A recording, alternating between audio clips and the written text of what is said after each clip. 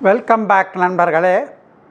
Doctor Murali ஒயிட்டின்ற நம்ம இந்த சேனலில் இந்த வாரம் நாம் மிகவும் கவர்ச்சிகரமான அதே நேரம் ரொம்ப அலட்சியம் செய்யப்படுகின்ற ஒரு தலைப்பை பற்றி பார்க்கலாம்.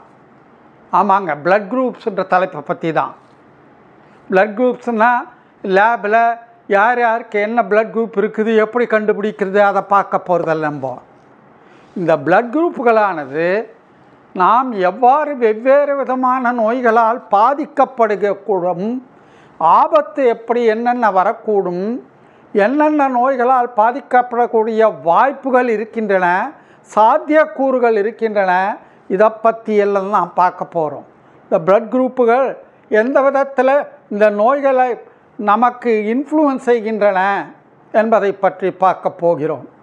இந்த சசப்டபிலிட்டி, அதாவது நோய்களின் உணர்திறன் எப்படி பாதிக்கப்படுகிறது என்பதை பற்றி பார்க்க போகிறோம். இந்த பிளட் குரூப்புன்றது ஏபிஓ அப்படின்னு 4 முக்கியமான பிளட் குரூப்ஸ் இருக்குது.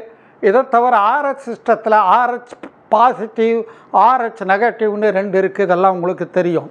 இந்த பிளட் குரூப்பானது ரத்தம் டிரான்ஸ்ஃபியூஷன் செய்யும்போதோ அல்லது ஆர்கன் டிரான்ஸ்பிளான்டேஷன் ஆப்ரேஷன்கள் செய்யும்போதோ, கர்ப்பம் மற்றும் டெலிவரி டைம்களையோ மிகவும் முக்கியமானது, எல்லாருக்கும் தெரியும். இதை தவிர மற்ற நேரங்களிலே எப்படி இது நமக்கு நோய் வரும் வாய்ப்பை முடிவு செய்கிறது என்பதை பற்றி தான் இந்த வீடியோவில் பார்க்க போகிறோம்.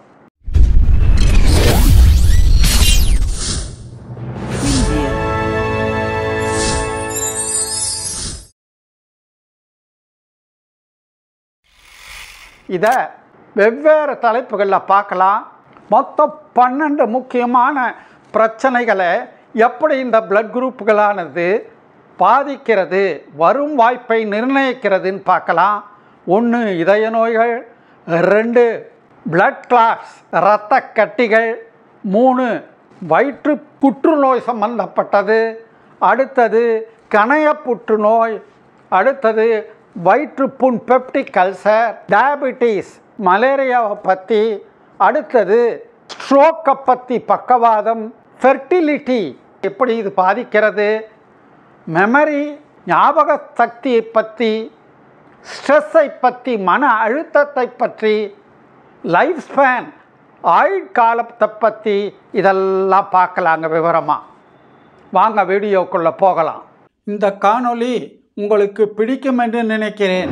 லைக் பண்ணுங்கள், சப்ஸ்கிரைப் பண்ணுங்கள், பக்கத்தில் இருக்கிற பெல் பட்டனை அழுத்தி ஆலை டிக் பண்ணுங்கள். அப்போ தான் எல்லா நோட்டிஃபிகேஷன் உங்களுக்கு உடனுக்குடனே வந்து சேரும். ஷேர் பண்ணுங்கள். முதல்ல வர்றது இதய நோய்கள். இந்த ஹார்ட் டிசீசஸில் ஓ குரூப்புக்கு தான் மிகவும் லக் அடிச்சிருக்குது. லாட்ரி சீட்டில் நல்ல காலம் வருது, நல்ல காலம் வருதுன்னு குடுகுடுப்பக்காரன் ஓ குரூப்காரங்களுக்கு சத்தம் போடுறது காதில் விழலையா? ஓ குரூப்புக்கு இதய நோய்களால் பாதிக்கப்படும் வாய்ப்பு மிகவும் குறைவாக இருக்கிறது என்று ஆராய்ச்சிகளில் சொல்கிறாங்க. பாருங்கள், உங்கள் முன்னால் வர சார்ட்டில் ஏ குரூப்புக்கு வாய்ப்புகள் அதிகம், பாதிக்கப்படும் வாய்ப்புகள். பி குரூப்புக்கு அதிகம், ஏபி குரூப்புக்கு மாடரேட்டாக அதிகமாக இருக்கும், ஓ குரூப்பு குறைவு. இது ஏன் என்றது ஆராய்ச்சி வெவ்வேறு விதமாக நடந்து கொண்டிருக்கிறது. இன்னும் யாரும் முடிவாக எதுவும் இறுதியிட்டு கருத்தை சொல்லவில்லை. அடுத்தது பிளட் கிளாட்ஸ் சொன்னமே, அதை பற்றி இரத்த கட்டிகள், வீனஸ் த்ராம்போ எம்போலிசம்ன்றதை பற்றி பார்க்கலாம். இது வர்றதுக்கான வாய்ப்பை எப்படி பிளட் குரூப் முடிவு பண்ணுது அப்படின்னு பார்த்தா, ஏபி இந்த 3துலேயுமே இது வர்றதுக்கான வாய்ப்பு அதிகம், வாய்ப்பு குறைவு ஓ குரூப்பில். ஏன் காரணம் இதுவரை கண்டுபிடிக்கப்படவில்லை. அடுத்தது வயிற்று புற்றுநோய் சம்பந்தமாக என்ன இது முடிவு செய்யுது பிளட் குரூப் அப்படின்னு பார்க்கலாம். Stomach cancer, blood group AB, இது 3மே கொஞ்சம் வரும் வாய்ப்புகள் ஸ்டொமக் கேன்சர் அதிகம்தான். ஓ குரூப்பில் ரொம்ப குறைவு. ஆனாலும் பிளட் குரூப் ஏல மிகவும் அதிகம். ஸ்டொமக் கேன்சர் வர்றதுக்கான வாய்ப்புகள் அதிகம். எதனாலன்னா சாரார் சொல்லும் ஆராய்ச்சி முடிவு பிளட் குரூப் ஏல H பைலோரியினுடைய இன்ஃபெக்ஷன் வர்றதுக்கு வாய்ப்பு அதிகம். அதிலிருந்து அப்படியே கேன்சருக்கான வாய்ப்பு அதிகமாகுதுன்றாங்க. அடுத்தது கணைய புற்றுநோய் பேங்க்ரியஸ் கேன்சர். வழக்கம் போல் ஏபி வாய்ப்புகள் அதிகம், ஓல குறைவு. எப்படி இது கண்டுபிடிச்சிருக்காங்கன்னா பெருசாக ஆராய்ச்சி முடிவு எதுவும் ஒன்றும் வரலை.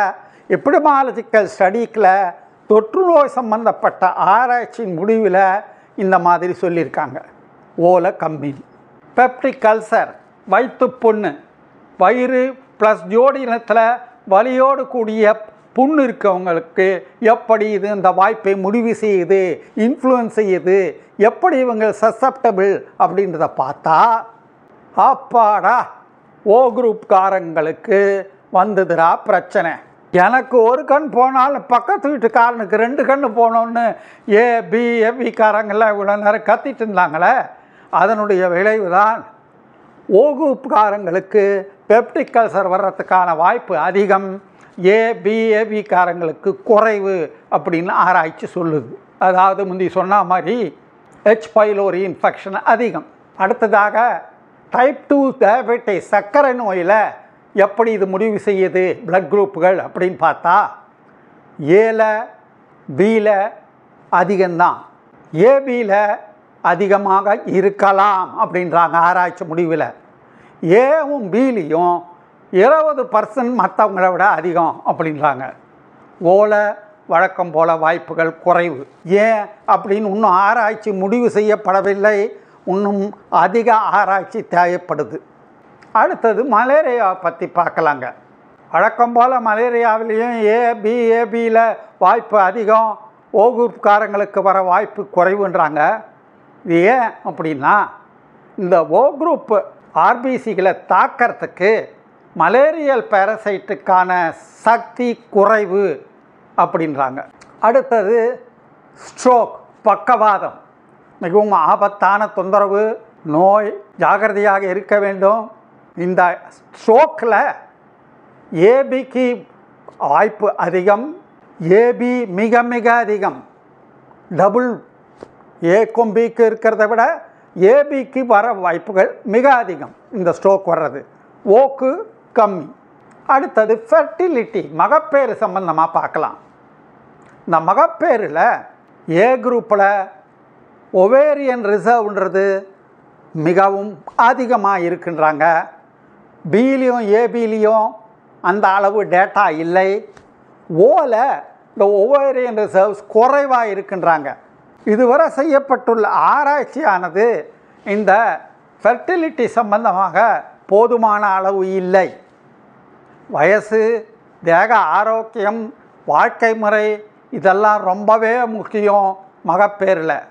10ஆவதா ஞாபக சக்தி பற்றி பார்த்தா ஏபி குரூப்பில் 82% அதிகமாக பாதிக்கப்பட வாய்ப்பு அப்படின்றாங்க.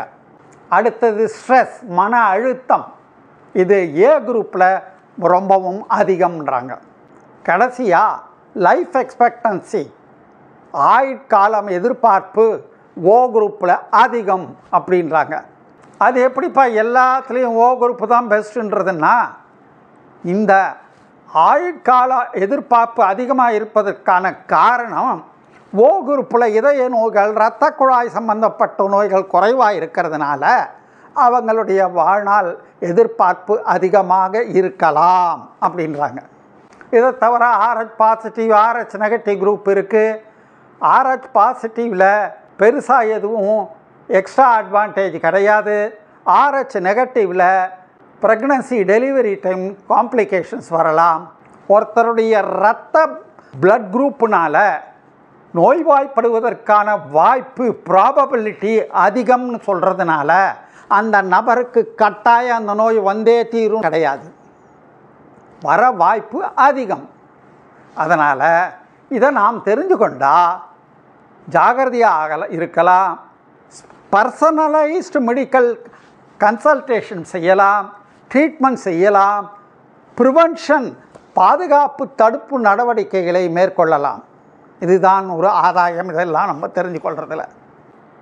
இந்த இரத்த குரூப்புகளுடைய ப்ரீடிஸ்போசிங் இன்ஃப்ளூயன்ஸை தெரிந்து கொண்டோம். எதாக இருந்தாலும் தூய்மையான ஆரோக்கியமான வாழ்க்கை முறையை மேற்கொண்டு மருத்துவ ஆலோசனைப்படி நடந்தால் எல்லாவற்றையும் நாம் வெல்லலாம்.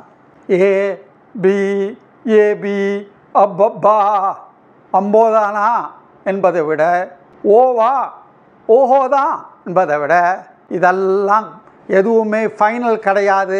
ஆராய்ச்சி நடந்துக்கிட்டே இருக்குது. எப்போ ஒன்றா மாறலாம். ஏபி குரூப்புக்காரங்கள்லாம் ரொம்ப எதிர்பார்ப்போடு காத்திருங்க. என்னைக்கொன்னா உங்களுக்கு பாசிட்டிவ் முடிவு வரலாம். இந்த வீடியோவானது மெடிக்கல் எஜுகேஷன் பர்பஸுக்காக தயார் பண்ணப்பட்டது.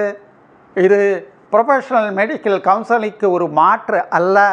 தேவைப்படுவோர் அருகிலுள்ள மருத்துவமனைக்கு சென்று ஆலோசனை பெற்றுக்கொள்ள வேண்டும். உங்களுக்கு இந்த வீடியோ பிடிச்சிருக்குன்னு நினைக்கிறேன். பிளட் குரூப்பு அது சம்பந்தப்பட்ட நோய்கள் சம்பந்தமான எல்லா சந்தேகங்களும் தீர்ந்திருக்குன்னு நினைக்கிறேன். உங்கள் சஜஷன்ஸை டவுட்ஸை கமெண்ட் பாக்ஸில் ட்ராப் பண்ணுங்கள். இந்த காணொளி உங்களுக்கு பிடித்திருக்கும் என்று நினைக்கிறேன். லைக் பண்ணுங்கள், சப்ஸ்கிரைப் பண்ணுங்கள், பக்கத்தில் இருக்கிற பெல் பட்டனை அழுத்தி ஆலை டிக் பண்ணுங்கள். அப்போ தான் எல்லா நோட்டிஃபிகேஷன் உங்களுக்கு உடனுக்குடனே வந்து சேரும். ஷேர் பண்ணுங்கள். மற்றும் ஒரு இன்ட்ரெஸ்டிங் டாப்பிக்கோடு அடுத்த வாரம் உங்களை சந்திக்கிறேன். பாய்.